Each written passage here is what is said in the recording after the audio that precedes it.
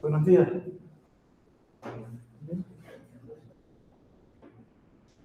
¿Listos para empezar? ¿Dudas, preguntas, consultas, cosas que nos salgan?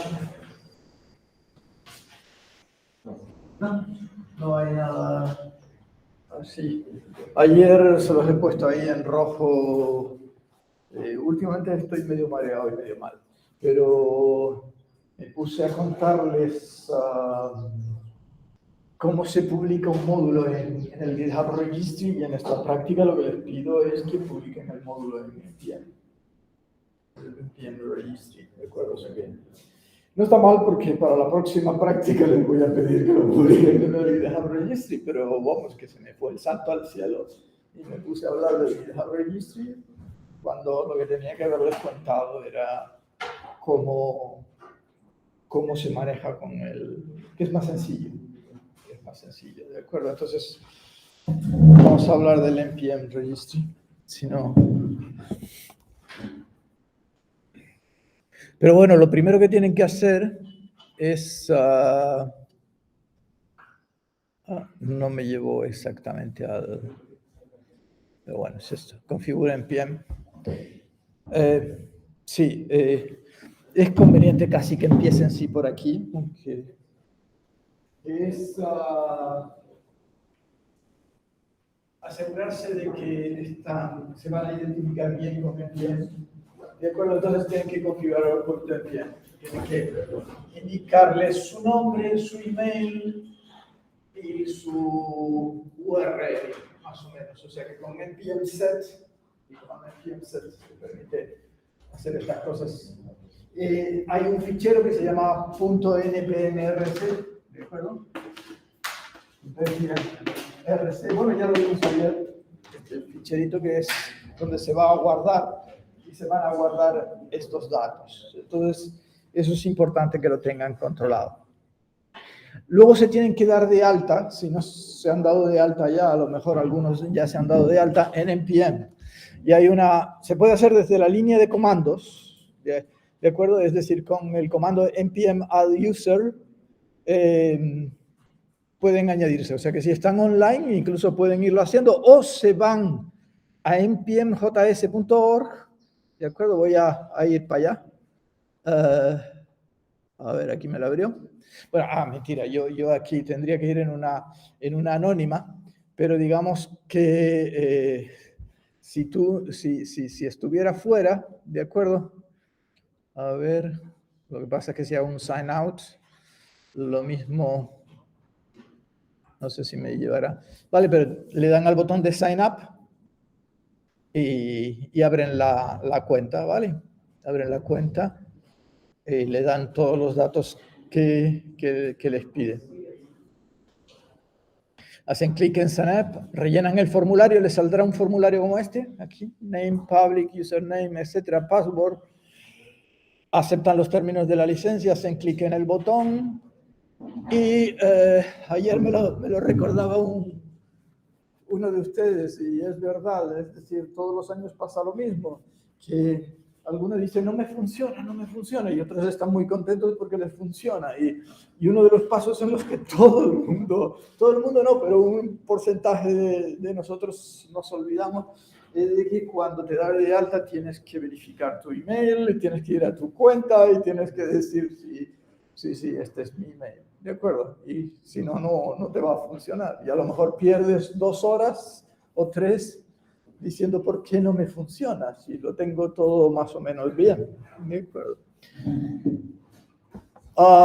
Una vez creada la cuenta, hay que abrir sesión con el servidor de NPM desde tu máquina, ¿de acuerdo? Y haces un NPM login, que de hecho NPM login es alias de npm add user, son prácticamente el mismo comando, ¿de acuerdo? Añade si no existe, y si no, pues te loguea, te permite entrar. Siempre puedes eso, hacer el npm whoami, ¿de acuerdo? Npm whoami te dice si estás logueado y con qué usuario estás logueado, ¿de acuerdo? Dentro de npm.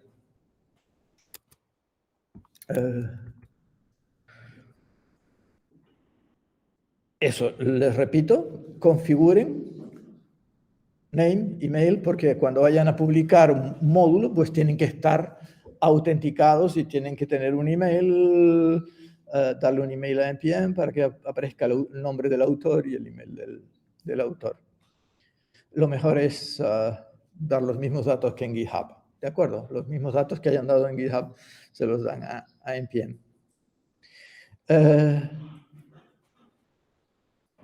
Sí, de hecho es en ese momento en el que te piden la password, que ya el npm register guarda un token en el fichero tilde.npmrc, que es el token usado para autenticarse en posteriores conexiones con npm. ¿De acuerdo? O sea que en el fichero npmrc quedará un token con el formato que veíamos ayer. Aquí tienen un ejemplo de un fichero npm-rc, ¿de acuerdo? O sea que debería, si ustedes lo chequean, debería de estar pues con su nombre, email, etcétera, etcétera.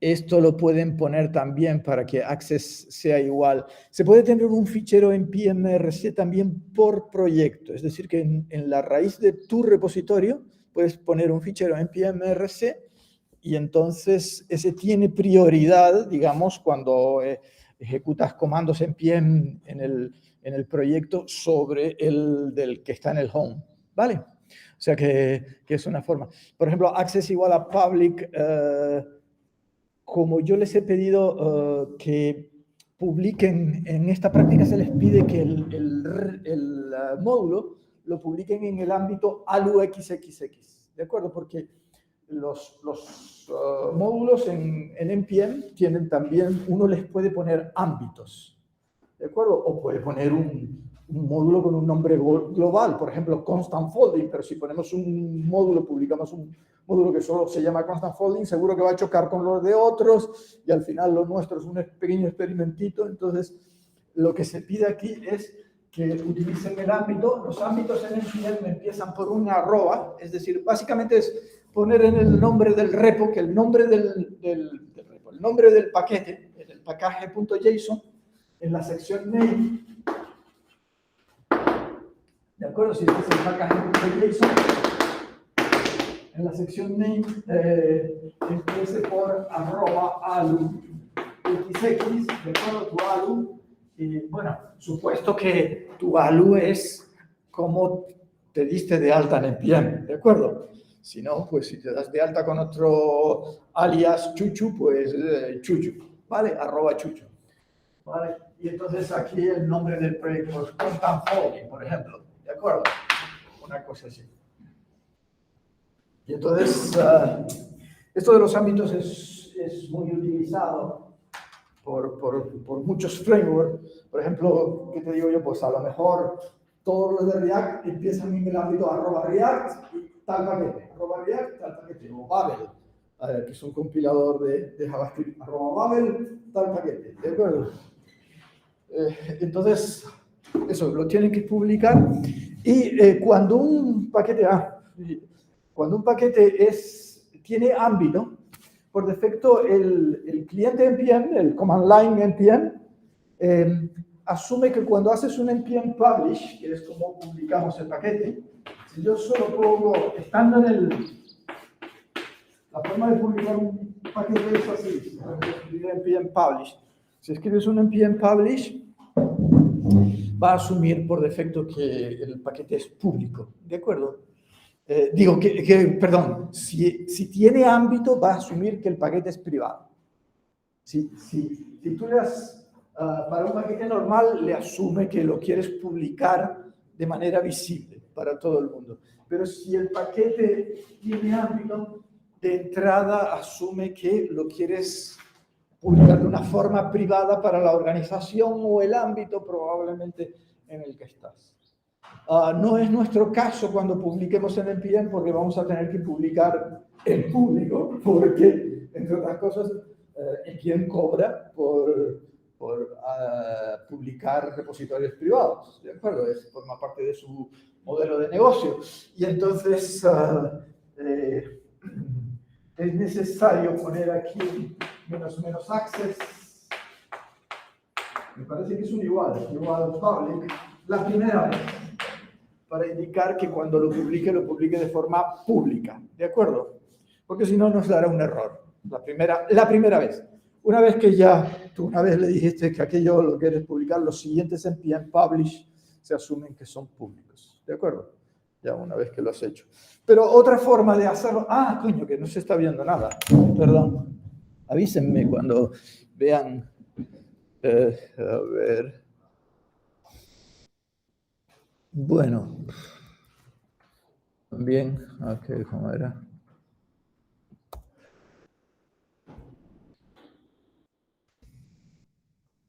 Oh.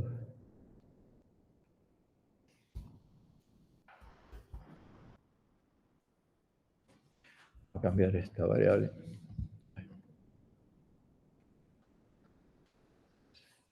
¿Qué pasó? Ay.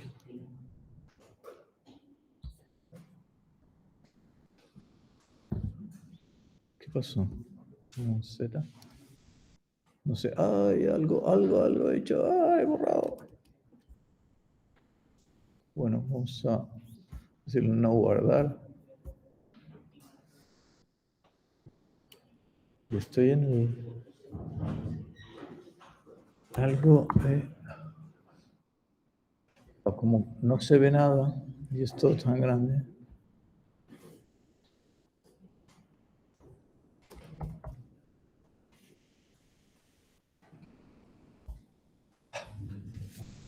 Odio tener que estar... No, parece que no puedo. Algo acabo de hacer.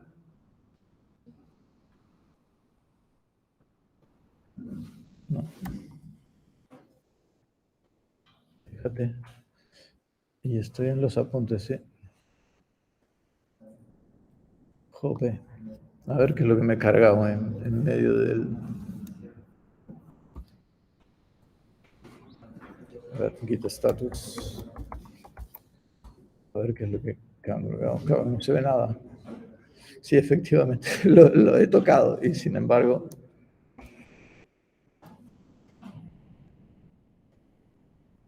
Vale.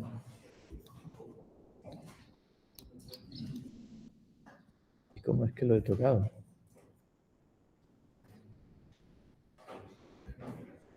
No sé ni lo que he tocado aquí, porque no lo... Vale.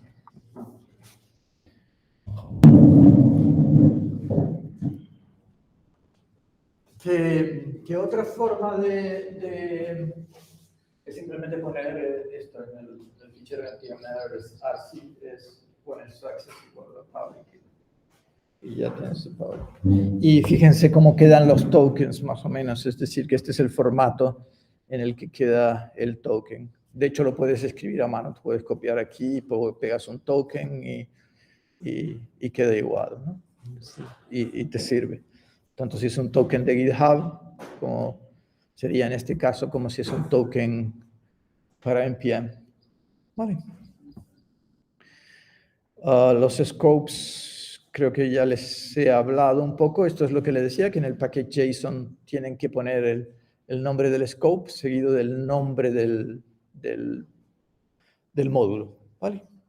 El módulo se publicará entonces con ese nombre y se instalará con ese nombre. Esto ya lo hemos dicho, y ya sería lo de What is GitHub Registry, que ya estuvimos hablando ayer. Git submódulos. También les hablé un poco ayer de Git submódulos, o sea que... pero bueno, ligero repaso, ¿de acuerdo? decíamos que era una herramienta para trabajar con varios repositorios al mismo tiempo. Y entonces el comando es git submodule add y el nombre del repo, y entonces ese repo se va a añadir como submódulo del repo actual. De manera que cuando tú haces un git submodule add, por ejemplo, aquí estamos en un repo y haces pues la URL del repo, ¿ves?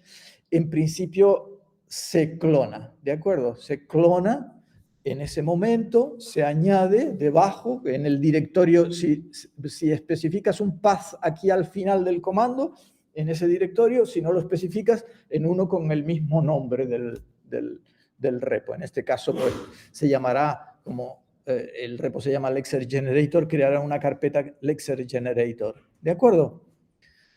Y lo clonará. Y lo mismo, pues, por ejemplo, aquí añadimos otro segundo, pues, test Lexer Generator, para hacer el de testeo de producción, como tienen que hacer ustedes en la práctica. Se creará otra carpeta test Lexer Generator con el repo clonado.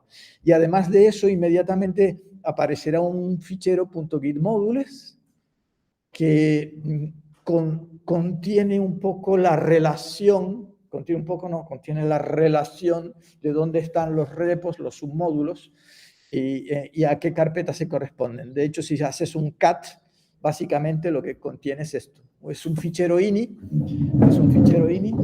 ini es un formato que inventó Microsoft para ficheros de configuración, no sé si lo conocen, y que tiene secciones, ¿de acuerdo? Tiene secciones como esta. Vale, tiene secciones como esta. Esta sería la sección Lexer Generator y esta sería la sección Test Lexer Generator, para meter corchetitos. Y luego son siempre variable igual valor, variable igual valor, variable igual valor, ¿no? Entonces, pues path y URL. Sobra decir lo que significan, ¿no? Está claro. Y si uno se va a GitHub, en el repo ese que acaba de crear, pues realmente fíjense que lo que ocurre es que el GitHub te los muestra como dos enlaces, ¿de acuerdo? Y una cosa que, bueno, o sea, en estos momentos solo aparece el fichero .gitmodules y los dos enlaces. Y esos dos enlaces, fíjense que aparece un numerito raro aquí, que es un numerito @ pone el arroba, el @ y un numerito raro que es el commit. O sea que realmente el super repo, siempre cuando usas git submódules, está apuntando a un commit específico del submódulo, ¿de acuerdo? De manera que si yo cliqueo aquí, me lleva a un commit específico del submódulo. Bueno,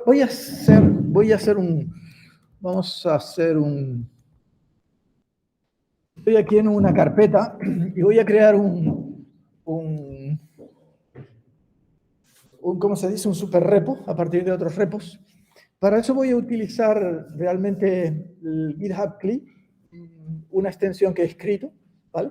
En vez de hacerlo, porque quiero llenarlo con múltiples submódulos. No sé si conocen GitHub CLI. ¿Conocen GitHub CLI? GitHub CLI es, bueno, lo que su nombre indica, es un producto de GitHub que está disponible y que se lo pueden instalar, ¿de acuerdo? En su máquina, y que permite hacer algo así como lo que hace Git, pero directamente con los repositorios de GitHub, ¿vale? O sea que tiene muchas facilidades para trabajar con GitHub. Y por lo tanto se los recomiendo muchísimo porque les puede facilitar la tarea. Además, una cosa que tiene la GitHub CLI, bueno, se llama GH, o sea que tú escribes GH y ese es una vez que lo tienes instalado, es que tiene un montón no solamente tiene un montón de comandos para crear repos, es decir, así puedes crear un repo desde línea de comandos, o incluso hasta borrar un repo, o crear, pues, ¿qué te digo yo? Un equipo. etc. Puedes hacer prácticamente un poco todo lo que haces en la interfaz, no todo, pero bastante de lo que haces en la interfaz web, lo puedes hacer en línea de comandos y no te tienes que ir a la web. Por ejemplo, bueno, miles de ejemplos. Además, una cosa que tiene también buena es que la puedes extender. Tiene varios mecanismos para que tú puedas escribir tus propios scripts de extensión, por ejemplo, y luego les puedes hacer alias, etc. Un poco parecido a lo que hace Git, pero para GitHub. En este caso, lo que voy a usar es un comando que se llama submodule add, ¿de acuerdo?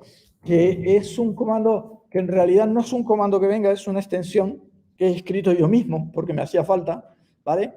Y que lo que hace es, se baja un montón de repos y bueno, de hecho, bueno, primero hay que estar en un repo, git init, voy a hacer un repo aquí simplemente, para que, porque, y luego vamos a hacer el gh submodule add. Y se baja por ejemplo, en este caso, ¿vale? Bueno, para instalar una extensión, simplemente en GH, haces GH extension install y el nombre de la extensión y instalas la extensión. Por ejemplo, en este caso sería, para instalar el submodule add, esta que he desarrollado, sería GH extension install submodule add. Creo que hay que a veces especificar también el nombre CRGSL /barra de división submoduleada. ¿De acuerdo?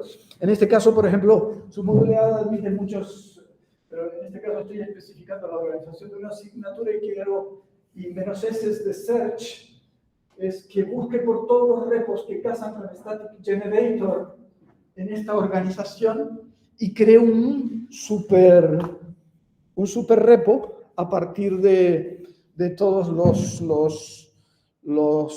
repos. Entonces lo que va a hacer es, se los va a descargar todos y va a crear un repo que tiene como super repos todas las... De hecho, lo que me estoy haciendo es descargar toda la práctica Static Generator de estos alumnos, ¿de acuerdo? Pero ahora no es un repo, sino es un super repo, ¿vale? Para hacer las pruebitas. Y ahí hay, pues, qué sé, te digo yo, 30 repos, 40 repos que nos estamos descargando, pero no como un simple clone, sino con lo cual, bueno, para simplemente ir probando un poquillo los problemas que surgen. Una vez que tú has creado un super repo, si lo quieres clonar o otro lo quiere clonar y quiere traerse todos los repos, lo más cómodo es hacer un git clone con la opción menos recursos submódulos. ¿De acuerdo? Y entonces se traerá no solo los submódulos, sino los submódulos de los submódulos, si los hubiera. ¿Vale? O sea que en este caso nos bajaríamos todo. Si yo hago este comando en el tal, pues... de hecho, esto es equivalente a... O sea, si tú haces un git clone sin pasarle el argumento, sin pasarle la opción menos recursos submódulos, lo que te va a pasar es que van a estar vacíos. ¿De acuerdo? Van a estar vacíos. O sea, te quedará un árbol como este. Bueno, aquí no salió el punto git porque no pasamos al tree el -a, pero... vas a ver que el Excel Generator no tiene nada y el Excel Generator, que era el otro subrepo, no va a tener nada. Y eso es porque, digamos que por defecto, un git clone no se baja todo y por defecto, en principio, tú tienes que decir algo así como, voy a vigilar estos repos y quiero descargármelos, ¿vale? Entonces, para eso tienes que emitir el comando git submodule init. Hay otro comando que es git submodule init, en el cual tú puedes, el init viene a ser algo así como voy a vigilar este repo, ¿de acuerdo? Este submódulo. Y si no le dices cuál, dice todos.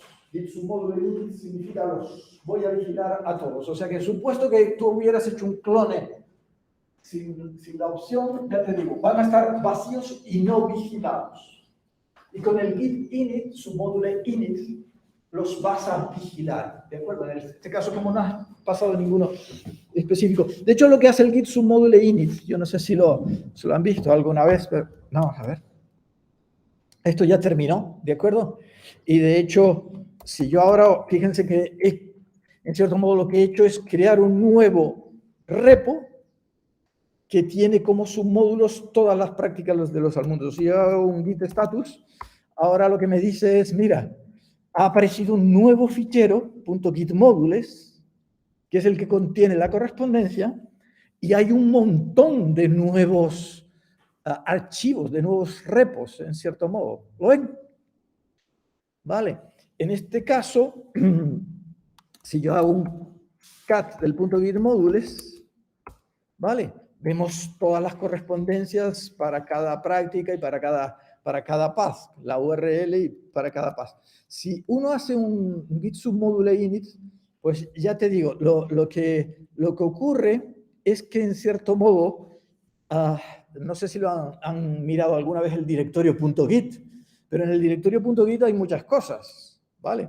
Y si uno se va en -s-la.git, fíjense que en el directorio .git, ¿de acuerdo?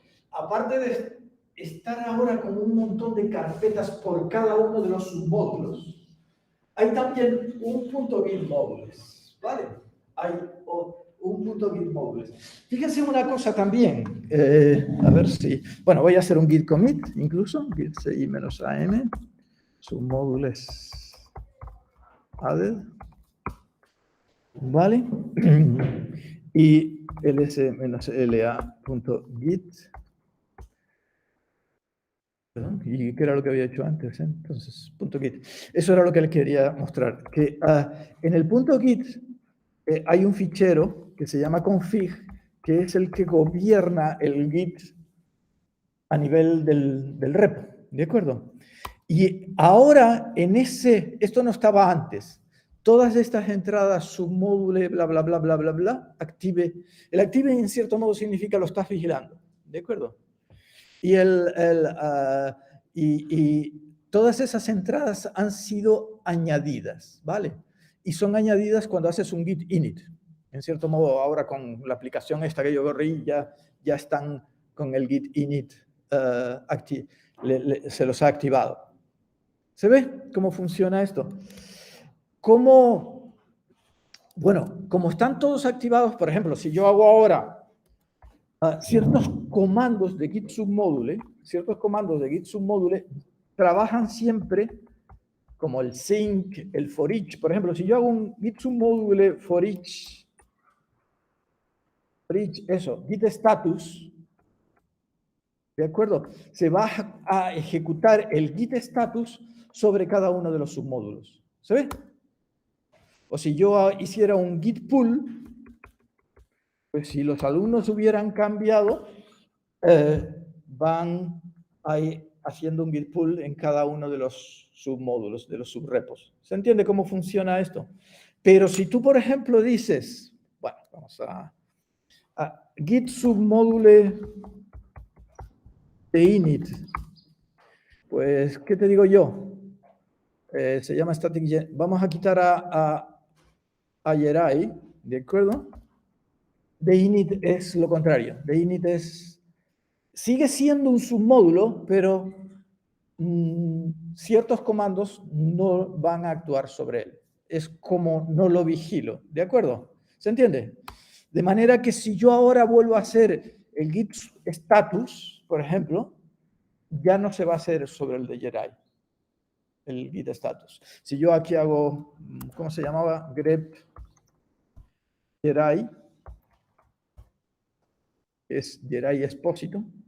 Bueno, puede que haya más de un Jerai. ¿Vale? ¿Ven? Ya no sale nada porque no se ejecuta, por supuesto, pero no sobre el submódulo de Jerai. ¿Vale? Y lo mismo pasa con un sync. Si yo digo git submódulo sync, se me va a sincronizar las URLs. Bueno, hay que irse viendo los manuales, pero solamente con los que estamos vigilando. Y entonces podemos, digamos, decir, pues este submódulo sí me voy sincronizando, este no lo tengo en... Vale, entonces Git, de hecho Git submódulo init en cierto modo lo que hace es eso, añadir estas secciones aquí al... El comando git submodule update también es importante y es, en cierto modo, si no es una manera de volver a clonarlos. Es decir, que si tú tienes uno de init y dices, ahora no lo activo, pero la otra persona o el otro miembro del equipo va a seguir haciendo cosas y ahora te interesa llevárselo, tenerlo actualizado en tu repo, ¿de acuerdo? Lo que tienes que hacer es un init, de nuevo, para decir lo sigo, y luego un update para decir lo clono, lo actualizo, lo sincronizo con lo que... ¿Sabes? Eso es lo que hace el comando git submodule update. Fíjense que, ojo, un cd a un repo, por ejemplo, ls-la, pues no sé, no, al de Jerai no, porque lo tengo, bueno, o git submodule, bueno, submodule init, pues aquí el de init vamos a vigilar a Jerai también otra vez. ¿Vale? Fíjense que si yo me cambio a un, no sé, Néstor, dice aquí, hay uno que se llama Néstor, Noelia, venga, Noelia, fíjense en una cosa, esto es importante, ¿de acuerdo? Yo estoy en el grande, me cambio al pequeño, vale, da la casualidad de que, claro, él lo hice antes, sí hice un update, vaya, qué mala suerte. Esto no es lo que quería mostrarles. A ver si alguno cd punto. Sí, creo que se los hice a todos porque se los hice con un git sub, git cd, digo git, no, cd.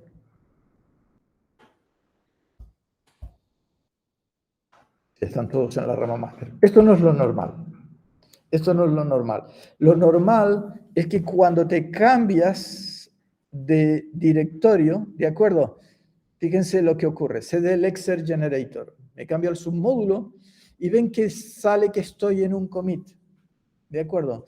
Y esto es porque el repo superior, el super repo, está siempre vinculado a un commit específico del subrepo. ¿De acuerdo? Por supuesto, yo ahora si hago un CD, estoy aquí, y ahora puedo hacer un git checkout a la master y me cambio al origin master. Y puedo ponerme a trabajar ahí, hacer push, etcétera, etcétera, y se harán los push como los hemos hecho siempre. ¿Vale? Solo que, en cierto modo, si me vuelvo al de arriba, si hago cd punto, mi repo de arriba sigue, en cierto modo, apuntando al viejo commit. ¿Se ve? Entonces hay que hacerle, si le haces un git status, lo ves, y hay que hacerle un commit para que se entere de los cambios que hiciste en el subrepo. Se ve, es un poco manual y un poco coñazo, con perdón, en el sentido de que no es, ya les dije, no es una solución perfecta. Está hecha para unos casos, para otros casos, depende de cómo estés trabajando, no es la mejor solución. De hecho, una de las soluciones más usadas hoy en día, ya te digo, es el monorepo, lo meto todo en un solo repo y luego lo que hago es usar herramientas como Lerna, que no sé si las conocen, que te permiten publicar múltiples paquetes desde un mismo repo, cosas que te facilitan más bien poder, se puede ya en el estándar de NPM existe un concepto que es el de workspace, que permite publicar paquetes desde un mismo repo. Se entiende un poco cómo van a trabajar, intenten familiarizarse, intenten git submódulos, lo del npm registry lo hemos dicho. ¿Más dudas sobre esta práctica? ¿Sobre la práctica del constant? ¿Ya han empezado? ¿Cómo van? Pues, chacho, dense prisa, que el jueves está ahí a la vuelta de la esquina. ¿Eh? Que si fuera por mí estaría hecha desde la semana pasada. Sí, lo entiendo, no, sí. Vamos, las razones por las cuales no tal están claras, es decir que, bueno, pues voy a hablarles de HTTypes. Esto dice HTTypes recastan JS Code Shift, pero creo que parte de esto lo voy a contar. Lo voy a contar más tarde, porque son tópicos incluso un poco más avanzados. A lo mejor me estoy metiendo porque todavía estamos en el capítulo de introducción a procesadores de lenguaje y lo que queremos es tener una vista un poco a alto nivel de cómo son todas las bases. Y a lo mejor esto ya está bajando demasiado en algunos aspectos, ¿no? Pero ya nos hemos familiarizado con Esprima y con Esprima y Esprit son dos compiladores, ¿no? Que hemos visto. De hecho, son muy parecidos porque Esprit intenta ser lo más compatible con Esprima. Simplemente Esprima en algún momento se paró un poco y otra gente siguió con un fork de Esprima. Y son más o menos el mismo. Cuando estamos usando ScodeGen, por ejemplo, estamos usando, me parece, un módulo que está asociado más a Esprima que a Esprit. Pero los de Esprit dijeron, no vale la pena cambiarlo, está perfecto y ahí nos vale para nuestros árboles. Pues ya está, de acuerdo. Pero hay un montón de compiladores de JavaScript. Por supuesto, está Babel, Flow, hay un montón de compiladores para Babel. Y en determinado momento, alguna gente intentó hacer como una especie de, bueno, gente de Mozilla, gente de Firefox, intentó hacer una especie de estándar del árbol sintáctico abstracto. ¿De acuerdo? Son evidentes las ventajas de tener un estándar del árbol sintáctico abstracto, porque es un poco lo que he intentado también demostrar en las otras prácticas. Si tú tienes un estándar, tú generas, como hicimos en la práctica anterior, árboles para este árbol, y ya la generación de código la tienes hecha. ¿De acuerdo? Ya generas el código JavaScript usando el ScodeGen. ¿Vale? Entonces, sí. Los árboles, de hecho, de la mayor parte de los compiladores no difieren mucho, pero digamos que hay un proyecto, que es este proyecto, el JavaScript Spider Monkey Parser API, que si cliquean en él les lleva a la definición del proyecto, que es un estándar de la API del parser y de cómo deben de ser los árboles, ¿de acuerdo? De cómo deben ser los árboles.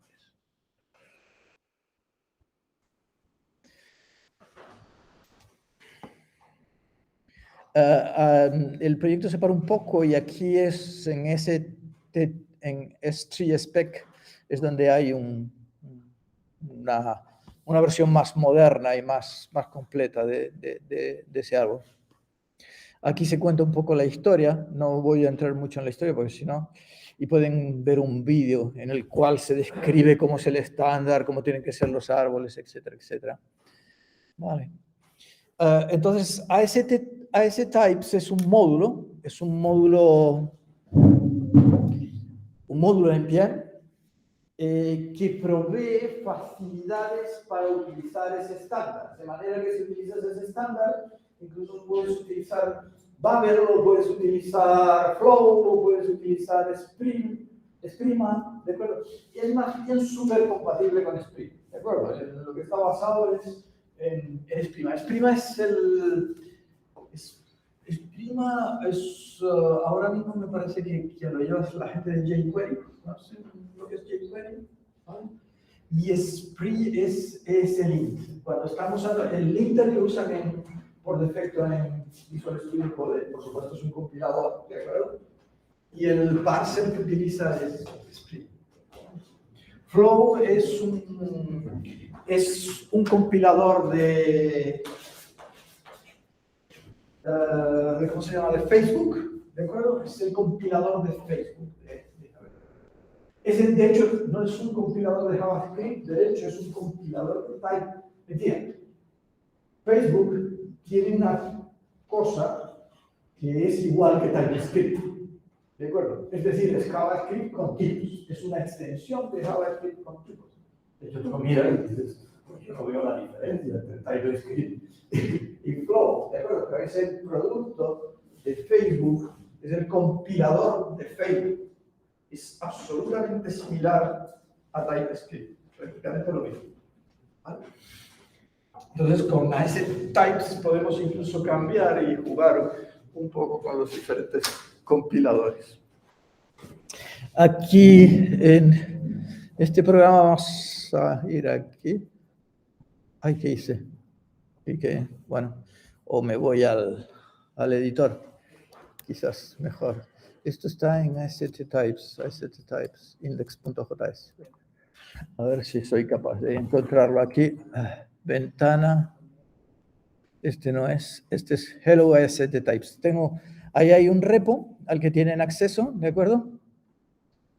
Creo que este es el fichero index.js, que es como el primero, para ver un poquito los servicios que tienen, ¿de acuerdo? Entonces, vale.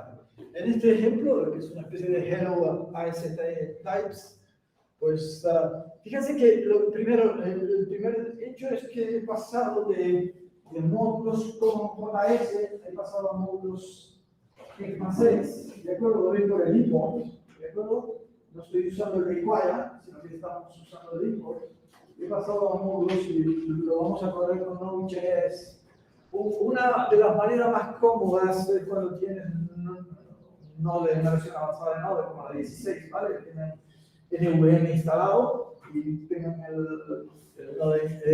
es de cambiar de formato, digamos. Este es el que usan los browsers, prácticamente todos los browsers. Node siempre, como tenía la enorme tradición de haber usado CommonJS durante tantos años, pues sigue muy enraizado y el cambio ha sido más lento, de manera que solamente las últimas versiones permiten el tar. Si nos vamos al package.json, básicamente lo que tienes que hacer es añadirle a tu package.json un type, una entrada type, y pones como valor módule, ¿de acuerdo? Y si pones type módule, ella va a decir, a partir de aquí todo en este directorio vamos a usar ECMAScript para los módulos y para los imports, ¿de acuerdo? Es decir, que esto te cambia la sintaxis e incluso protestas si usas un como JS, ¿vale? Entonces, recuerden poner, bueno, o recuerden eso, que cuando van a trabajar con... Y estábamos en el index.js. Vale. Entonces, digamos que hay muchas cosas que podemos importar de ASCII-types, pero aquí estamos importando main types, que es un objeto que va a tener toda la descripción de cómo es el AST. Es decir, cuáles son los tipos de nodos, cómo se llaman los hijos, etcétera, etcétera. Y una serie de métodos para comprobar dónde estamos, etcétera, etcétera. O sea que ese es el objeto NameTypes, que lo importamos como N, o sea que nos referiremos a él como N, y builders, que nos permiten construir nodos del AST. Es decir, con builders podemos, ahora quiero un nodo, pues, if statement, pues creo un nodo if statement. Por supuesto, la forma más cómoda para un humano de crear un árbol y llamar al parser, escribirlo en código JavaScript, parser construyendo el nodo, etcétera, etcétera. ¿Vale? Pero puedes construir el árbol a pelo utilizando los builders. He importado Recast, que es también una librería de Facebook. El tipo que hizo es ASCII-types, trabaja ahora para Facebook. He importado Recast, que es una capa por encima de ASCII-types. Es decir, porque vamos a usar Recast tiene un método print, que es como el generate de Scodem. ¿De acuerdo? Es el Scodem generate print, te da una cadena con la traducción a JavaScript. ¿De acuerdo? O sea que lo que devuelve el print ahí es una cadena, pero que funciona con los diferentes tipos de parsers. Bueno, ¿cómo funciona con el árbol? Y el árbol es más o menos un estándar. Pues. Entonces, fíjense cómo construiríamos, por ejemplo, un pequeño árbol. Fíjense las líneas de las 12 a la 16, como P es el builder, P.identifier lo que crea es un nodo AST, ¿de acuerdo? Con todos los campos, como solo le estamos diciendo que foo, pues eso es solamente el componente. El componente del identifier es foo, el resto inventátelo tú, es decir, no me des la lata, ¿no? Y luego creamos un nodo if statement, le pasamos el nodo identifier aquí, claro, un nodo if statement que hay que pasarle la parte de cuántos hijos tiene un if statement, más o menos. Un nodo if statement, en general es 3, en general 3, porque si es un if, ¿de acuerdo? Lo que pasa es que aquí en este caso me parece que solo le estamos pasando 2. Si miran los paréntesis, ven que solo le estamos pasando 8. Entonces ya tomamos el tercero no hace. No, es un if sin else. Podemos que es un if sin else. ¿De acuerdo? ¿Y qué es fluid entonces en el if statement? ¿Alguien me sabe decir qué código es ese? Miren un momento. Fíjense que dice. Le pasamos fluid y luego decimos es una block statement, que es una expression statement, que es una cal expression, que es fluid con 0 argumentos. Muy bien, veo que estás orientado. Con 0 argumentos. ¿De acuerdo? O sea que, ¿cuál es el código? Es una forma muy rara de escribir código. If. ¿Qué? If. Paréntesis, porque en JavaScript tienes que meterle paréntesis, if foo. Sí, porque es una block statement, ¿no? Y ya la expresión es una cal statement, pero con el identificador. If foo, paréntesis. ¿Vale? Es esa. ¿No? ¿Están de acuerdo? ¿Qué es eso? Bueno, de hecho, podría llamar recast.print, y de hecho la llamo más adelante, lo que pasa es que la puse más adelante, pero por aquí tienes un recast.print. Recast.print solo te devuelve la cadena, por lo tanto, si quiero que salga por pantalla, tengo que hacerle un console log, ¿de acuerdo? Y foo es, como ya decimos, es el objeto árbol, y tiene varios atributos. Uno es el atributo codec, que es donde realmente está recast.print devuelve un objeto, lo estoy diciendo mal, recast.print devuelve un objeto que tiene varios campos, el campo.code es donde está la cadena de producción. De manera que si ejecutamos este programa, de acuerdo, van a salir más cosas, porque le vamos a hacer más cosas, pero digamos que va a salir el código.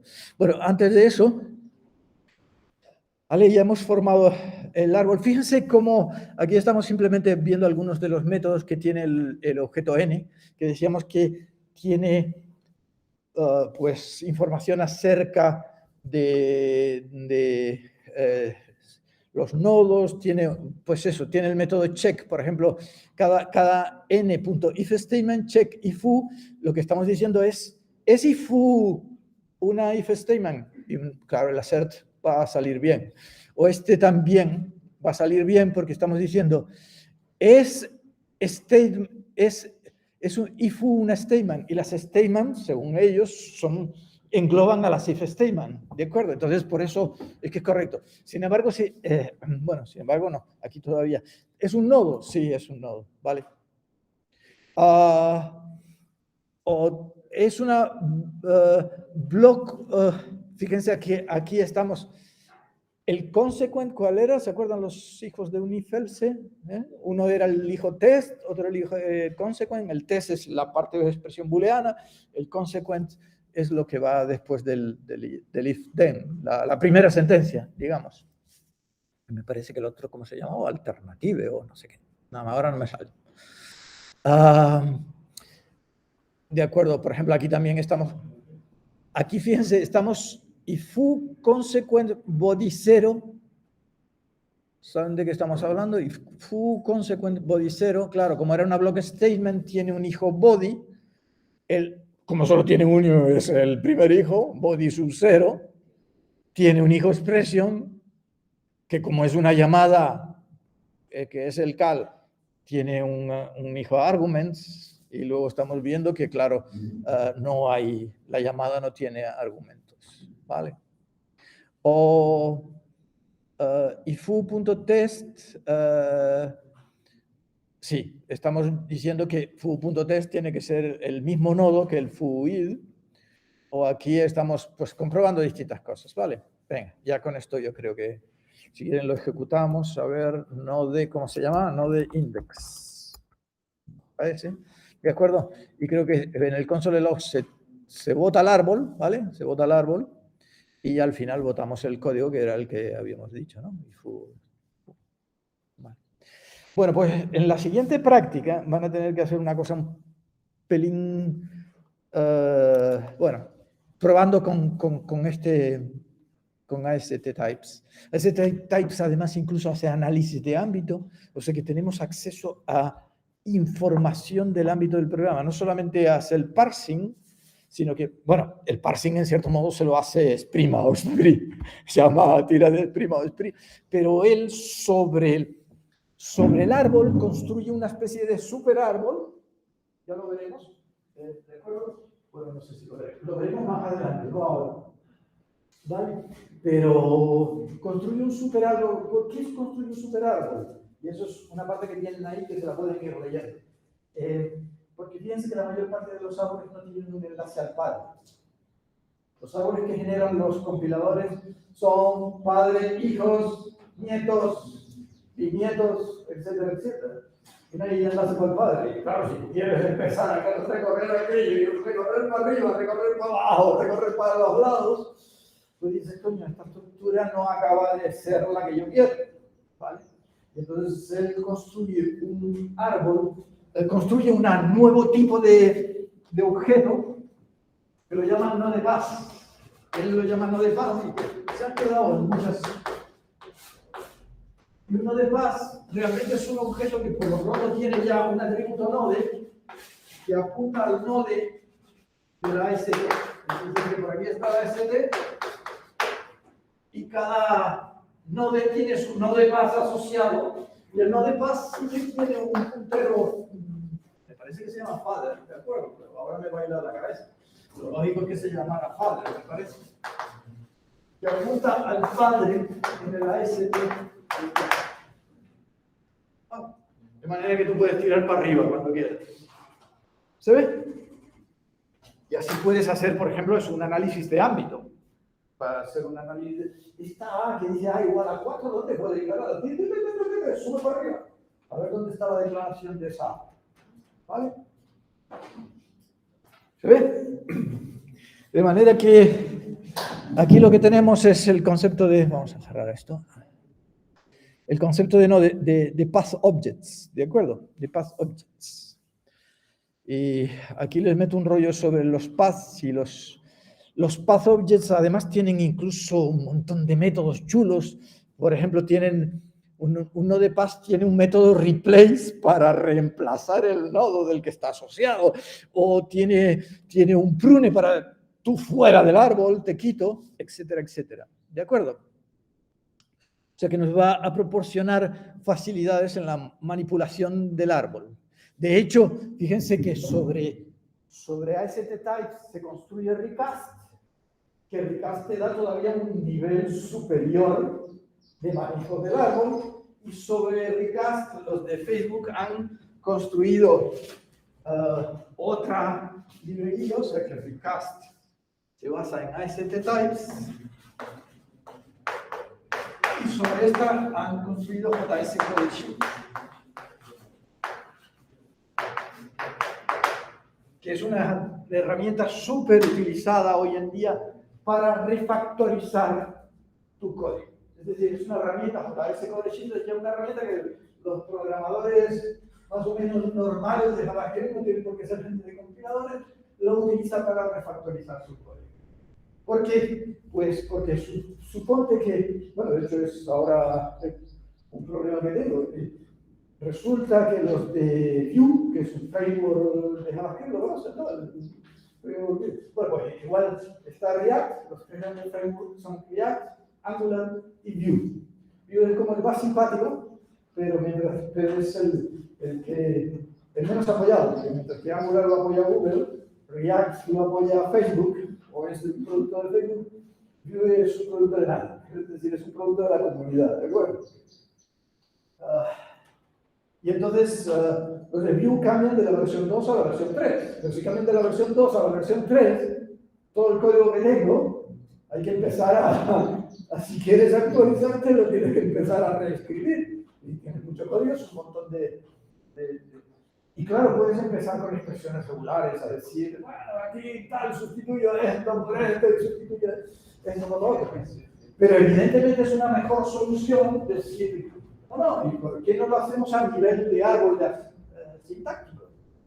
Es decir, cojo y digo, JS con el shift, me sometes esta transformación sobre todos estos ficheros, dime cómo sale, y si te saben más o menos con buena pinta, digo, sí, me los escribes. ¿Se ve?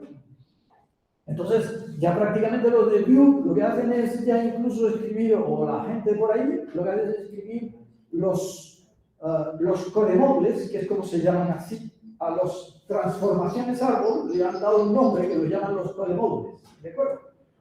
Y entonces dicen, publica una serie de codemodules para que tú puedas, o incluso tú mismo dices, bueno, pues necesito un codemodule. Ahora cuando ya has recibido una clase como esta, dices, bueno, necesito un codemodule para JS con el shift, ¿de acuerdo? Y entonces me hace las transformaciones en mi código para tener un código refactorizado para Vue 3 o para React 4. Tal. ¿Sí? Pero ese problema lo tenemos todos los días. Que, bueno, nosotros sabemos que el año pasado a mí me pasa constantemente. Es decir, tengo las prácticas del año pasado y tengo que actualizarlas porque ya me fastidiaron y Commander, en vez de hacer las cosas así, hace las cosas así. Y entonces ya los apuntes del año pasado no valen. ¿Vale?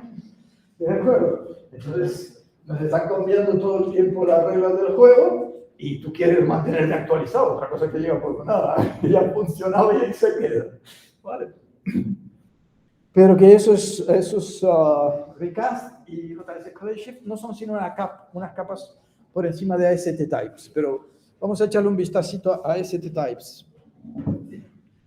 ¿Cómo vamos de tiempo? ¡Oh! Se acabó esto, ¿no? Son las 10:30. Pues nada, ya mañana le damos el vistacito a AST